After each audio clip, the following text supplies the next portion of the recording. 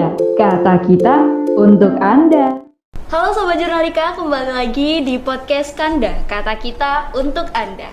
Bersama saya Dina Anatriandika, Anxiety Disorder. Nah, apa itu? Oke, kali ini pembahasannya sangat menarik ya.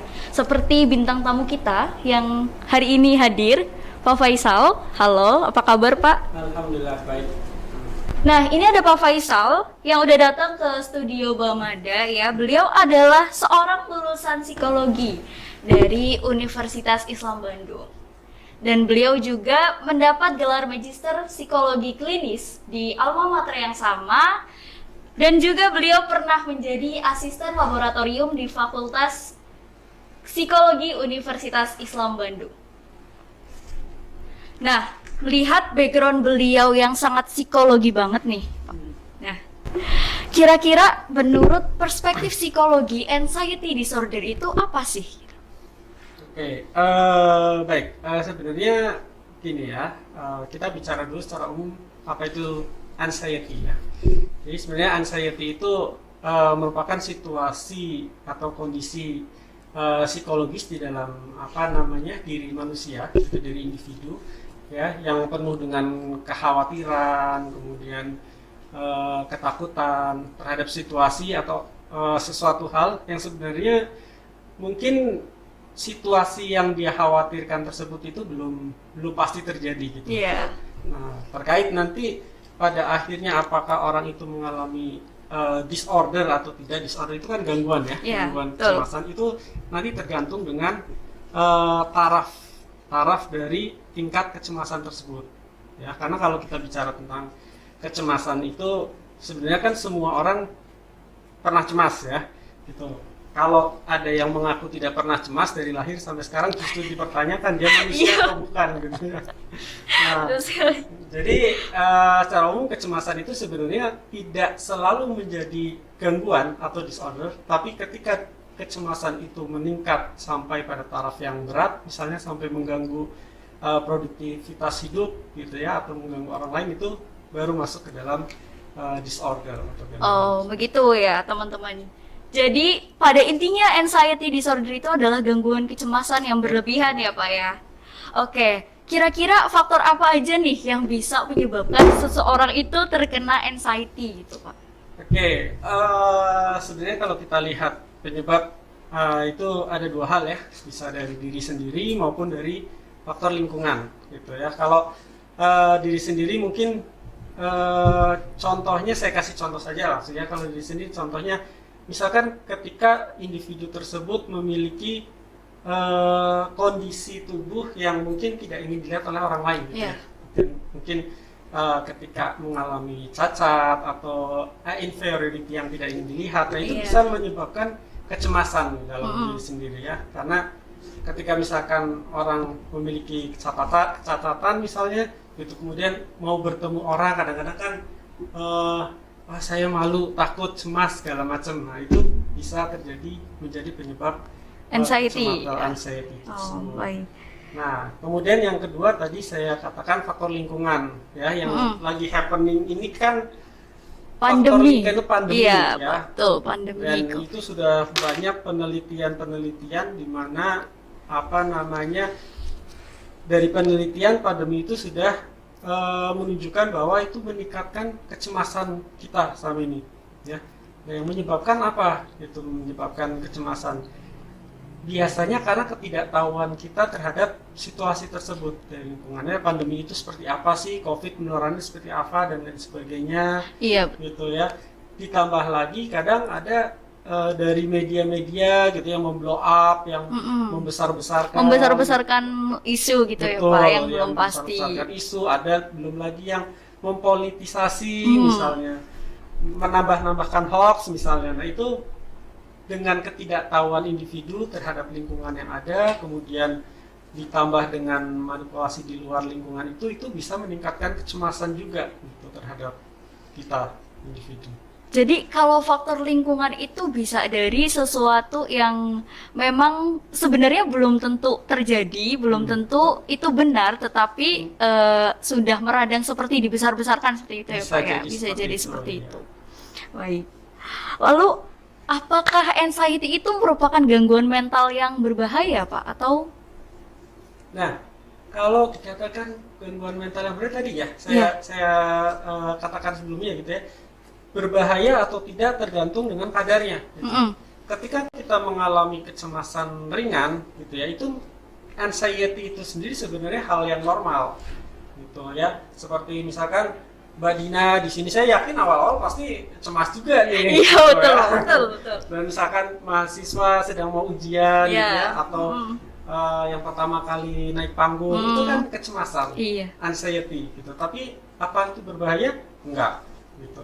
Tapi dikatakan berbahaya adalah ketika anxiety itu semakin meningkat, kemudian tarafnya semakin berat dan itu mengganggu produktivitas kita, ya. Misalnya sampai tidak berani bertemu dengan orang lain, tidak berani masuk sekolah, gitu ya. Misalkan kuliah karena cemas mau dimarahin, dia selalu lari, tidak mau sekolah, gitu ya, tidak mau kuliah, terus selalu mengurung, tidak berani ketemu dengan orang lain dan lain sebagainya, gitu. Jadi sepanjang itu tidak mengganggu produktivitas diri, ya, itu merupakan hal yang wajar. Tapi akan berbahaya, bahayanya di situ. Jadi ya, bahayanya adalah bagaimana dengan anxiety yang berat. Ketika kita mengalami anxiety, kemudian keseharian kita jadi tidak bisa berjalan secara normal. Gitu. Berbahayanya di situ, lebih ke situ. Berarti ini anxiety itu berbahaya tergantung pengaruhnya sendiri terhadap produktivitas kita ya, kadarnya sendiri, kecemasan itu sendiri. Baik, lalu baru-baru ini kan di masa-masa pandemi ini ya Pak, kira-kira yang paling menjadi tersebab sendiri buat anxiety itu apa sih Pak? Biasanya orang-orang kan di masa pandemi ini, apalagi ekonomi lagi menurun gitu ya Pak, itu kira-kira penyebab selain itu apa gitu? Selain ekonomi? Iya. Oke, selain ekonomi ya. Ya tentu pasti kaitannya dengan efek dari pandemi itu ya. Kita efeknya kemana sih pandemi COVID ini? Kan ke berbagai hal ya. Iya. Jadi kita tidak bisa menspesifikkan mana yang paling gitu. Ketika kita bertemu dengan orang-orang yang dalam tanda kutip wirausaha gitu ya, wirausaha, maka mungkin jadi yang paling menjadi anxiety tertinggi adalah bagaimana mereka mendapatkan uang, gitu ya. Kita lihat misalkan orang yang punya fotokopi, usaha fotokopi, maka di dekat kampus begitu pandemi, kemudian mahasiswa daring, gitu ya, mereka tidak bisa lagi jualan. Gitu. Mereka berpikir ini uang dari mana? Gitu. Mahasiswa aja tidak ada. Gitu. Bagi orang tua mungkin yang menjadi kecemasan adalah bagaimana mereka harus selain bekerja di kantor, mereka juga harus mengurusi apalagi anaknya kecil-kecil kelas 1, kelas 3, kelas 4, kelas 5 ya, semuanya online gitu ya, HP-nya satu gitu ya. Nah, mereka juga akan kecemasannya berbeda.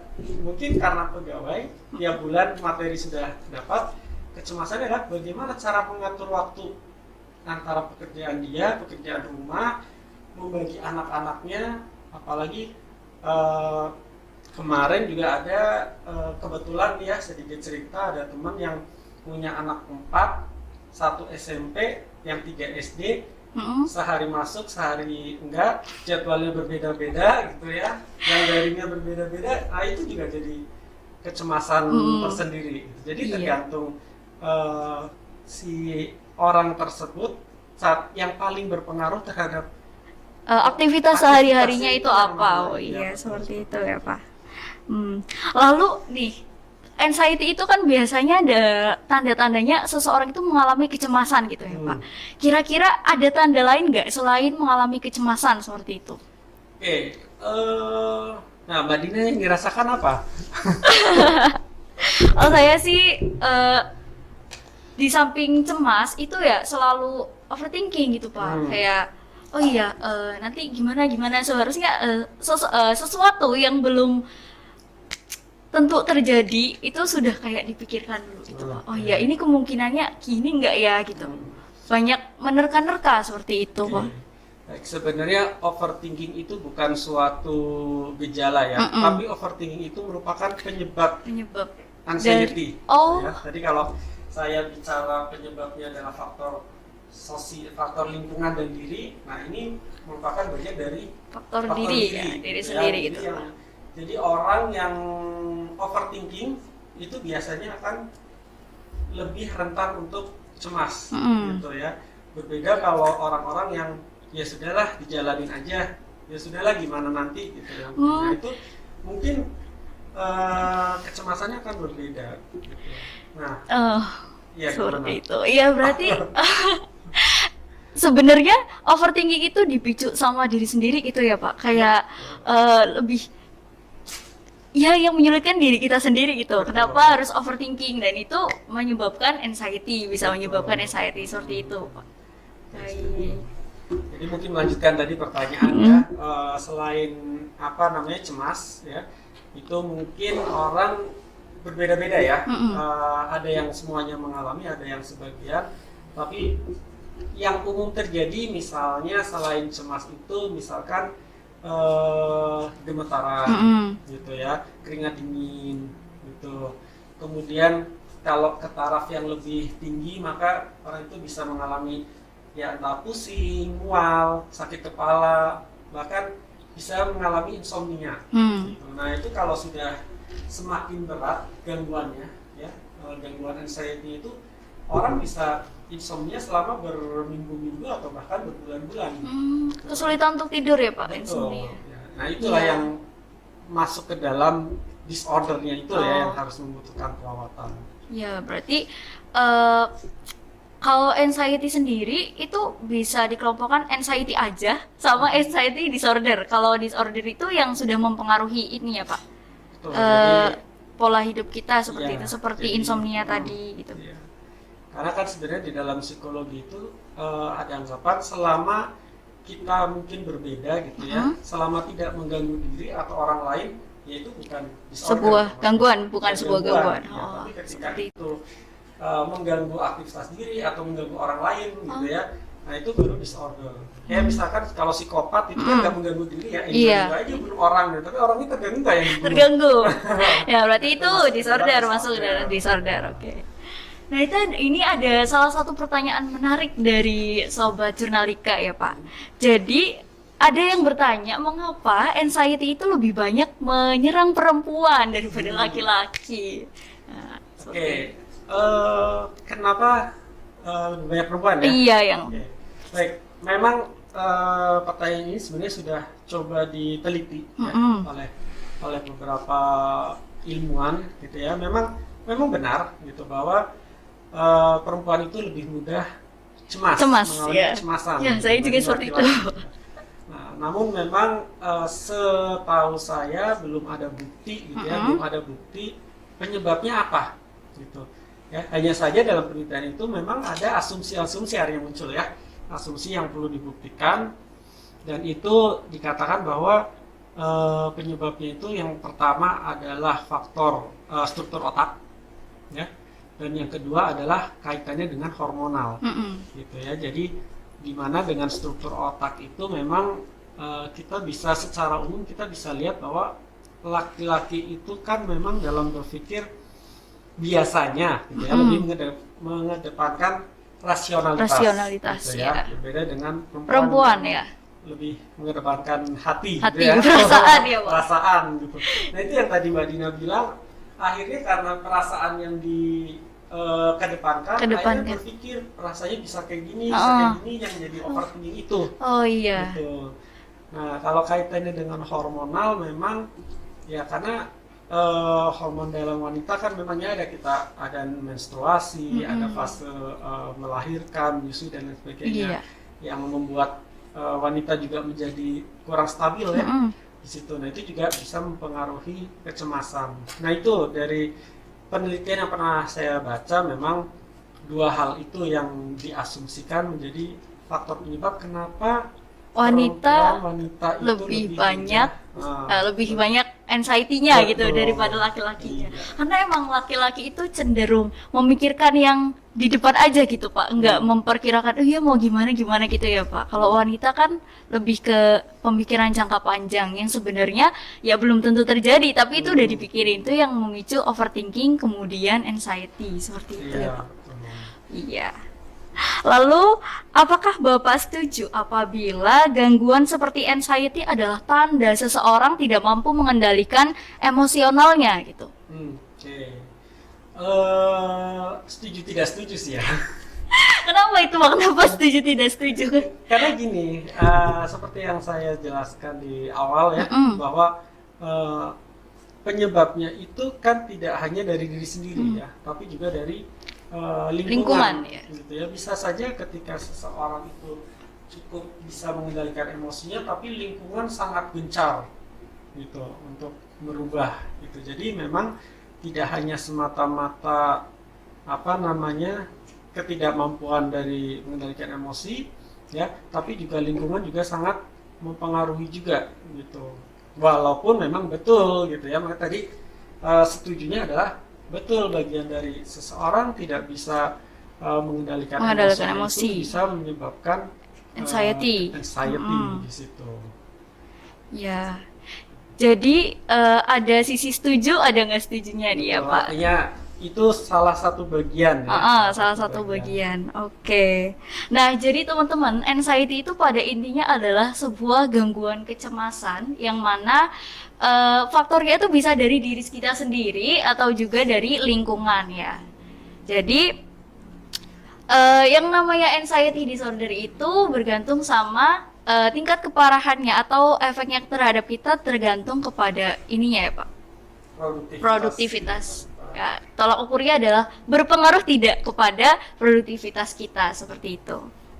Nah, kita kan tadi udah ngobrolin tentang anxiety ya Pak, dari sekitar anxiety itu apa, faktor-faktornya, lalu gejalanya seperti apa. Nah, sekarang bagaimana cara kita untuk menangani atau mengatasi anxiety itu sendiri gitu Pak? Oke, banyak hal yang bisa dilakukan sebenarnya ya.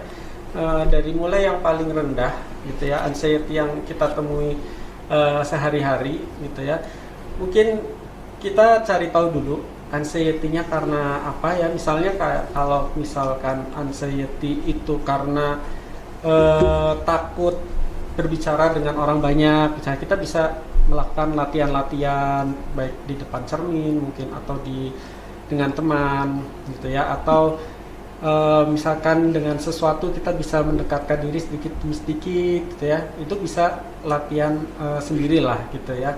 Nah, namun kalau misalkan ini sudah masuk pada disorder ya, anxiety disorder di sini, yaitu ada dua hal yang bisa dilakukan. Nah, yang pertama itu bisa menggunakan psikoterapi ya, dan yang kedua bisa menggunakan farmakoterapi. Ya, jadi bisa menggunakan psikoterapi, artinya psikoterapi pun bermacam-macam, gitu ya.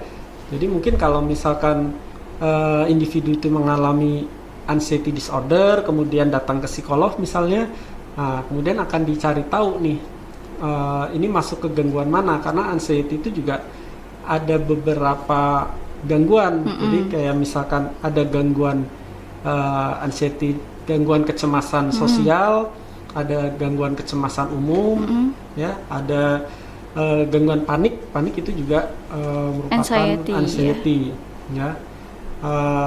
Nah, kalau misalkan memang sudah masuk ke disorder, artinya tadi memerlukan penanganan khusus gitu ya Pak, psikoterapi. Bisa dilakukan misalnya dengan menggunakan hipnoterapi misalnya ya.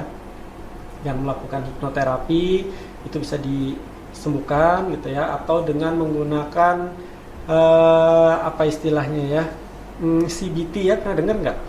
Nggak ya?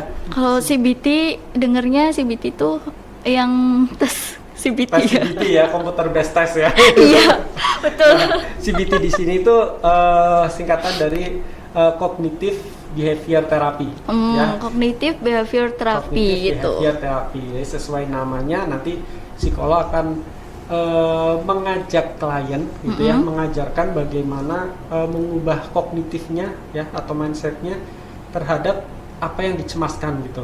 Jadi berusaha untuk benar nggak sih yang dikhawatirkan itu, kan kalau orang anxiety kan nggak masuk akal ya, kadang-kadang ya, terlalu overthinking tadi. Supaya diluruskan lagi, benar nggak kalau misalkan seperti ini akan seperti itu, ya kemungkinannya seperti apa dan lain sebagainya.